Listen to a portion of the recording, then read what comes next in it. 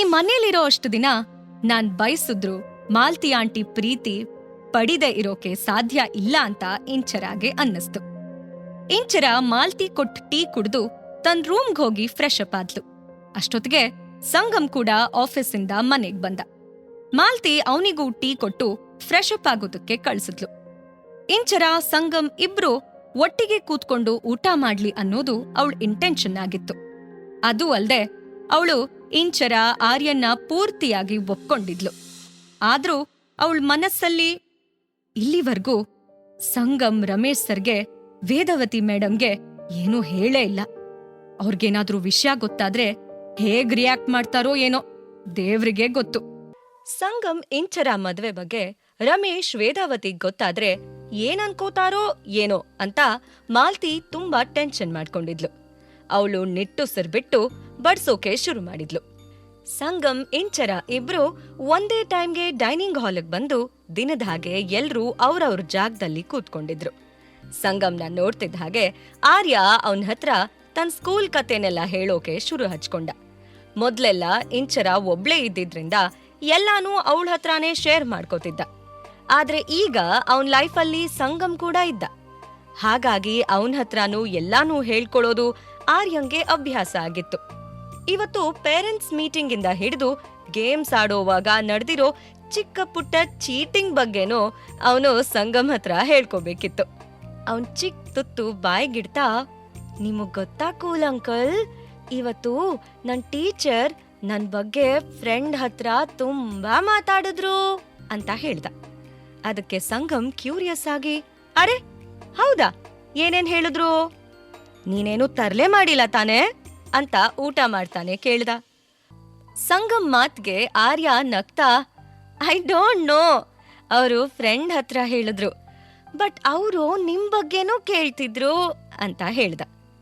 ಅವನ್ ಮಾತ್ ಕೇಳಿ ಸಂಗಮ್ಗೆ ಒಂದ್ ಸಿಂಪಲ್ ಮೀಟಿಂಗಲ್ಲಿ ಅಮ್ಮ ಹೋದ್ರೂನು ಅಪ್ಪನ್ ಬಗ್ಗೆನೂ ಕೇಳಿದ್ರಾ ಅಂತ ಆಶ್ಚರ್ಯ ಆಗಿ ಅವನು ಇಂಚರ ಕಡೆ ನೋಡ್ದ. ಅವಳು ಇಂಟೆನ್ಷನಲಿ ಈ ಕಾನ್ವರ್ಸೇಷನ್ ಅಲ್ಲಿ ಇನ್ವಾಲ್ವ್ ಆಗೋಕೆ ಇಷ್ಟಪಡ್ಲಿಲ್ಲ. ಹಾಗಾಗಿ ಅವನ್ ಐ ಕಾಂಟ್ಯಾಕ್ಟ್ ತಪ್ಪಿಸ್ಕೊಳ್ಳೋಕೆ ಟ್ರೈ ಮಾಡಿ ತಲೆ ಬಗ್ಗಿಸ್ಕೊಂಡು ಊಟ ಮಾಡ್ತಿದ್ಲು. ಆರ್ಯ ಕಂಟಿನ್ಯೂ ಮಾಡಿ, ನಿಮಗ್ ಗೊತ್ತಾ, ಇವತ್ ಸ್ಕೂಲಲ್ಲೆಲ್ಲ ಮಮ್ಮಿ ಡ್ಯಾಡೀಸು ಗೇಮ್ಸ್ ಆಡ್ತಿದ್ರು. ನಾನು ಫ್ರೆಂಡು ಕೆಲವೊಂದ್ರಲ್ಲಿ ಪಾರ್ಟಿಸಿಪೇಟ್ ಮಾಡಿ ವಿನ್ ಆದ್ವಿ. ಆದ್ರೆ ಕೆಲವೊಂದ್ ಗೇಮಲ್ಲೇ ಮಮ್ಮಿ ಡ್ಯಾಡಿ ಇಬ್ರು ಆಡ್ಬೇಕಿತ್ತು. ಅದ್ರಲ್ಲಿ ನಾವು ಪಾರ್ಟಿಸಿಪೇಟ್ ಮಾಡೋಕ್ ಆಗ್ಲೇ ಇಲ್ಲ. ಮಾಡಿದ್ದಿದ್ರೆ ನಾವೇ ವಿನ್ ಆಗ್ತಿದ್ವಿ ಅಲ್ವಾ ಫ್ರೆಂಡ್ ಅಂತ ಇಂಚರ ಕಡೆ ನೋಡ್ತಾ ಹೇಳ್ದ. ಅದನ್ ಕೇಳಿ ಅವಳ ಸಂಕೋಚದಿಂದ ಫೋರ್ಸ್ಫುಲ್ ಆಗಿ ಸ್ಮೈಲ್ ಮಾಡಿ ತಲೆ ಆಡ್ಸಿದ್ಲು. ಈಗ್ಲೂ ಅವಳ ತಲೆಲಿ ಮಿಸ್ಟರ್ ಬದ್ರಿನಾಥ್ ಮಾತೆ ಕೊರಿತಿತ್ತು. ಆದ್ರೆ ಆರ್ಯನ್ ಮಾತ್ ಕೇಳಿ ಸಂಗಮ್ಗೆ ತುಂಬಾ ಬೇಜಾರಾಯ್ತು. ಯಾಕೆ ಅಂದ್ರೆ ಗೇಮ್ಸ್ ಅಲ್ಲಿ ಪಾರ್ಟಿಸಿಪೇಟ್ ಮಾಡಿಲ್ಲ ಅಂತ ಹೇಳೋವಾಗ ಆರ್ಯನ್ ಮುಖ ಡಲ್ ಆಗಿರೋದನ್ನ ಅವನು ಅಬ್ಸರ್ವ್ ಮಾಡಿದ್ದ. ಇಲ್ಲ, ಆರ್ಯ ನೊಂದ್ಕೋಬಾರ್ದು, ಇದ್ರ ಬಗ್ಗೆ ನಾನು ಇಂಚರ ಹತ್ರ ಮಾತಾಡ್ಬೇಕು ಅಂತ ಅವನ್ ಅನ್ಕೊಂಡ.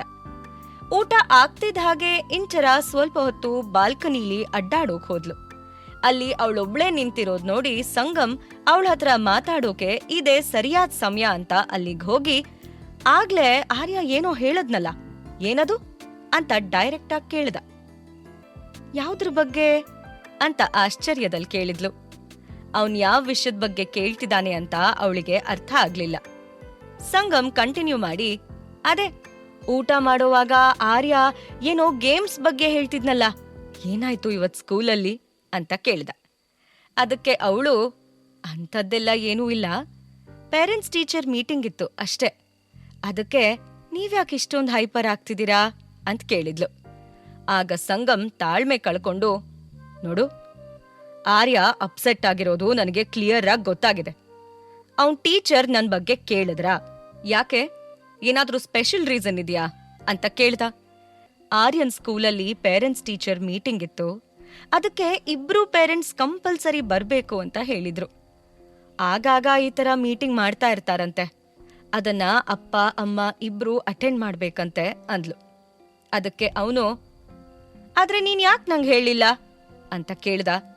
ಆಗ ಅವಳು, ನಾನೇನ್ ಹೇಳ್ಬೇಕಿತ್ತು, ನೆನ್ನೆ ರಾತ್ರಿನೇ ಆರ್ಯ ಸ್ಕೂಲ್ನಲ್ಲಿ ಮೀಟಿಂಗ್ ಇದೆ ಅಂತ ಹೇಳಿದ್ನಲ್ಲ ಅಂದ್ಲು. ಆಗ ಅವನು, ಅದ್ ಸರಿ, ಆದ್ರೆ ನಾನೂ ಬರ್ಬೇಕು ಅಂತ ನನಗ್ ಗೊತ್ತಿರ್ಲಿಲ್ಲ. ಅವನಿನ್ನೂ ಮಗು, ನೀನಾದ್ರೂ ಹೇಳ್ಬೋದಿತ್ತಲ್ವಾ ಅಂತ ಸಿಟ್ಟಲ್ ಹೇಳ್ದ. ಆದ್ರೆ ನಾನ್ ಏನ್ ಹೇಳ್ಬೇಕಿತ್ತು? ಯಾಕೆ ಹೇಳ್ಬೇಕಿತ್ತು? ನಿಮಗೆ ಮೀಟಿಂಗ್ ಅಟೆಂಡ್ ಮಾಡೋಕೆ ಇಷ್ಟೊಂದು ಇಂಟ್ರೆಸ್ಟ್ ಇದೆ ಅಂತ ನನಗ್ ಗೊತ್ತಿರ್ಲಿಲ್ಲ ಅಂದ್ಲು. ಆಗ ಸಂಗಮ್ ಕೋಪದಿಂದ, ವಾಟ್, ಆರ್ ಯು ಸೀರಿಯಸ್? ನೀನ್ ಯಾವಾಗಿಂದ ನನ್ ಇಂಟ್ರೆಸ್ಟ್ ಬಗ್ಗೆ ಥಿಂಕ್ ಮಾಡೋಕ್ ಶುರು ಮಾಡ್ದೆ ಅಂತ ಕಿರಿಚ್ದ. ನೋಡಿ, ನೀವ್ ಇಷ್ಟೊಂದು ಟೆನ್ಷನ್ ಮಾಡ್ಕೋತೀರಾ ಅಂತ ನನಗ್ ಗೊತ್ತಿರ್ಲಿಲ್ಲ. Let me tell you one thing. ನಾನು ನಿಮ್ ಹತ್ರ ಮಾತಾಡ್ಬೇಕು ಅಂತಾನೆ ನಿನ್ನೆ ರಾತ್ರಿ ನಿಮ್ ರೂಮಿಗೆ ಬಂದಿದ್ದೆ. ಆದ್ರೆ ನೀವ್ ಫೋನ್ನಲ್ಲಿ ಯಾವುದೋ ಇಂಪಾರ್ಟೆಂಟ್ ಮೀಟಿಂಗ್ ಬಗ್ಗೆ ಡಿಸ್ಕಸ್ ಮಾಡ್ತಾ ಇದ್ರಿ.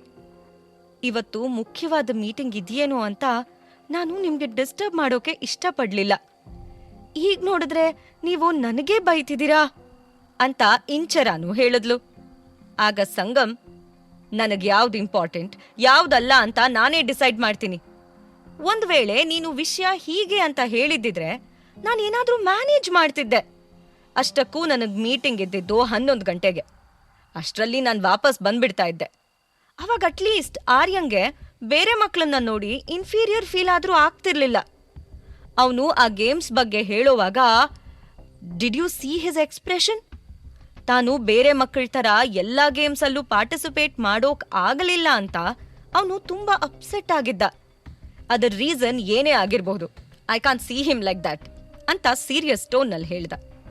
ಅದಕ್ಕೆ ಇಂಚರ, ನೀವು ಇಷ್ಟು ಚಿಕ್ಕ ವಿಷಯಕ್ಕೆ ನನ್ನ ಹತ್ರ ಜಗಳ ಆಡ್ತೀರಾ ಅಂತ ನನಗ್ ನಂಬೋಕೆ ಆಗ್ತಿಲ್ಲ. ನೆಕ್ಸ್ಟ್ ಟೈಮಿಂದ ನಿಮಗೆ ಎಲ್ಲಿಗೆ ಹೋಗ್ಬೇಕು ಎಲ್ಲಿಗೆ ಹೋಗ್ಬಾರ್ದು ಅಂತ ನೀವೇ ಹೇಳ್ಬಿಡಿ ಅಂದ್ಲು. ಬೆಟರ್, ಏನಾದ್ರೂ ಡಿಸೈಡ್ ಮಾಡೋಕ್ ಮುಂಚೆ ಒಂದ್ಸಲ ನನ್ನ ಹತ್ರ ಮಾತಾಡು, ಎಸ್ಪೆಷಲಿ ಆರ್ಯನ್ ವಿಷಯದಲ್ಲಿ ಅಂದ. ಇವತ್ತವರಿಬ್ರು ಆರ್ಯನ್ ವಿಷಯಕ್ಕೆ ಜಗಳ ಆಡ್ತಿದ್ರು. ಅವನ್ ಬಗ್ಗೆ ಅವರಿಬ್ರು ಒಂದೇ ತರ ಯೋಚನೆ ಮಾಡ್ತಿದ್ರು. ಸಂಗಮ್ ಹೋಗ್ತಿದ್ದ ಹಾಗೆ ಇಂಚರ ಅಲ್ಲೇ ಪಕ್ಕದಲ್ಲಿರೋ ಸೋಫಾ ಮೇಲ್ ಹೋಗಿ ಕೂತ್ಕೊಂಡ್ಲು. ಆರ್ಯನ್ ಸ್ಕೂಲ್ ಫೀಸ್ಗಂತ ಸಂಗಮ್ ಕೊಟ್ಟಿರೋ ಅಮೌಂಟ್ನ ಅವಳು ವಾಪಸ್ ಮಾಡ್ಬೇಕಿತ್ತು. ಅದನ್ನೇ ಯೋಚಿಸ್ತಾ ಸೋಫಾ ಮೇಲೆ ಅವಳು ಅದೆಷ್ಟೊತ್ತಿಗೋ ಕೂತ್ಕೊಂಡು ಹಾಗೆ ನಿದ್ದೆ ಹೋಗ್ಬಿಟ್ಲು. ಇವತ್ತು ಹುಣ್ಣಿಮೆ ಬೇರೆ ಆಗಿತ್ತು. ಅವಳು ಮಲ್ಗಿರೋದು ಬಾಲ್ಕನಿಲಾಗಿದ್ರಿಂದ ಚಂದ್ರನ್ ಬೆಳಕು ಡೈರೆಕ್ಟ್ ಆಗಿ ಅವಳ ಮುಖದ ಮೇಲೆ ಬೀಳ್ತಾ ಇತ್ತು. ಅವಳ ಬಟ್ಲು ಕಣ್ಣುಗಳು ಮುಚ್ಚಿದ್ರು ಅದ್ರ ಮೇಲೆ ಅವಳ ಕೂದ್ಲು ಹರಡ್ಕೊಂಡಿತ್ತು. ಸಂಗಮ್ ಅವಳ ಮುಖದ ಮೇಲಿರೋ ಕೂದ್ಲು ಸರ್ಸೋ ಪ್ರಯತ್ನ ಮಾಡಿ ತುಂಬಾ ಸಂಕೋಚದಿಂದಾನೆ ಅವನು ಅವಳ ಮುಂಗುರನ್ನ ಕಿವಿ ಹಿಂದೆ ಸಿಕ್ಸಿ ಅವಳ ಮುಖನೇ ನೋಡ್ತಾ ಕೂತ್ಬಿಟ್ಟ. ಆದ್ರೆ ಇಮಿಡಿಯೇಟ್ ಆಗಿ ತನ್ನಂತಾನ್ ಸಂಭಾಳಿಸ್ಕೊಂಡು ಅವಳ ಸೊಂಟ ಹಿಡ್ಕೊಳ್ಳೋಕೆ ಕೈ ಚಾಚ್ದ. ಅವಳು ಅದೆಷ್ಟು ಗಾಢವಾದ ನಿದ್ದೇಲಿದ್ಲು ಅಂದ್ರೆ ಸಂಗಮ್ ಅವಳ ಅಷ್ಟು ಹತ್ರದಲ್ಲಿ ಇರೋದು ಅವಳ ಗಮನಕ್ಕೆ ಬರ್ಲಿಲ್ಲ. ತುಂಬಾ ಕೇರ್ಫುಲ್ ಆಗಿ ಸಂಗಮ್ ಇಂಚರ ಸೊಂಟಕ್ಕೆ ಕೈ ಹಾಕಿ ಅವಳನ್ನ ಎತ್ಕೊಂಡು ರೂಮ್ ಕಡೆ ಹೊರಟಿದ್ದ. ಆಗ ಸಡನ್ ಆಗಿ ಇಂಚರಾಗೆ ಎಚ್ಚರ ಆಗ್ಬಿಡ್ತು. ನನ್ನನ್ನ ಒಳಗಡೆ ಕರ್ಕೊಂಡು ಹೋಗಿ ಅಂತ ನಾನೇನಾದ್ರೂ ನಿಮ್ ಹತ್ರ ಹೇಳಿದ್ನಾ? ಏನ್ ಮಾಡೋಕ್ ಹೊರಟಿದ್ರಿ ನೀವು? ಅರ್ಧ ರಾತ್ರಿಲಿ ನೀವು ನನ್ನನ್ನ ಒಳಗಡೆ ಎತ್ಕೊಂಡು ಹೋಗ್ತಿದ್ರಾ? ಅದ್ರ ಅರ್ಥ ಏನ್ ತಿಳ್ಕೊಳ್ಳಿ ನಾನು ಅಂತ ಸಂಗಮ್ ಕಡೆ ಡೌಟ್ಫುಲ್ ಆಗಿ ನೋಡ್ತಾ ಕೇಳಿದ್ಲು. ಅವರಿಬ್ರು ಮದ್ವೆ ಆಗಿದ್ರೇನು ಗಂಡ ಹೆಂಡತಿ ತರ ಇರೋ ಅವಶ್ಯಕತೆ ಇಬ್ರಿಗೂ ಇರ್ಲಿಲ್ಲ. ಆದ್ರೆ ಇವತ್ತು ಸಂಗಮ್ ಅವಳ ಹತ್ರ ಬಂದಿದ್ ನೋಡಿ ಅವಳ ಮನಸ್ಸಲ್ಲಿ ಇಲ್ದೇ ಇರೋ ಡೌಟ್ಸ್ ಹುಟ್ಕೊಳ್ತು. ಅವಳ ಮಾತ್ ಕೇಳಿ ಸಂಗಮ್ ಸಿಟ್ಟಿಂದ ಸರ್ಕಾಸ್ಟಿಕ್ ಆಗಿ ನಗ್ತಾ, ಅಲ್ಲ, ನನ್ ಬಗ್ಗೆ ಏನ್ ಅನ್ಕೊಂಡಿದ್ಯಾ ನೀನು? ನಾನೇನು ರೂಮ್ ಒಳಗಡೆ ಕರ್ಕೊಂಡು ಹೋಗಿ ನಿನ್ಗೇನಾದ್ರೂ ಮಾಡ್ಬಿಡ್ತೀನಿ ಅಂತನಾ? ನನ್ಗೇನ್ ಮಾಡೋಕ್ ಬೇರೆ ಕೆಲ್ಸ ಇಲ್ವಾ? ಅಲ್ಲ, ನೀನು ಅದ್ ಹೇಗ್ ಈ ತರ ಥಿಂಕ್ ಮಾಡೋಕ್ ಸಾಧ್ಯ? ಹೆಸ್ರಿಗಾದ್ರೂ ನೀನು ನನ್ ಹೆಂಡ್ತಿನೇ, ಅಂಥದ್ರಲ್ಲಿ ನಾನು ನಿನ್ ವಿರುದ್ಧ ಏನಾದ್ರೂ ಮಾಡ್ತೀನಾ? ಈ ತರ ಐಡಿಯಾ ಎಲ್ಲ ಅದೆಲ್ಲಿಂದ ಬರುತ್ತೆ ನಿನಗೆ ಅಂತ ಕೇಳ್ದ. ಅವನ್ ಮಾತ್ ಕೇಳಿ ಇಂಚರ ಅವನ್ ಲುಕ್ ಅವಾಯ್ಡ್ ಮಾಡಿ ಆ ಕಡೆ ಈ ಕಡೆ ನೋಡೋಕೆ ಶುರು ಮಾಡಿದ್ಲು. ಯಾಕೆ ಅಂದ್ರೆ ಸಂಗಮ್ ಮಾತು ಅವನ್ನೇ ಏನೋ ಜೋಕ್ ಮಾಡಿ ಅದಕ್ಕೆ ತಾನೇ ನಗ್ತಿರೋ ತರ ಇತ್ತು. ಪಾಕೆಟ್ ಎಫ್ಎಂ ಆಡಿಯೋ ಸೀರೀಸ್ ಆದಂಥ ಪ್ರೇಮಲೋಕ ಕಥೆನ ಈಗ್ಲೇ ಕೇಳಿ. ಲಿಂಕ್ ಡಿಸ್ಕ್ರಿಪ್ಷನ್ ನಲ್ಲಿ ಇದೆ.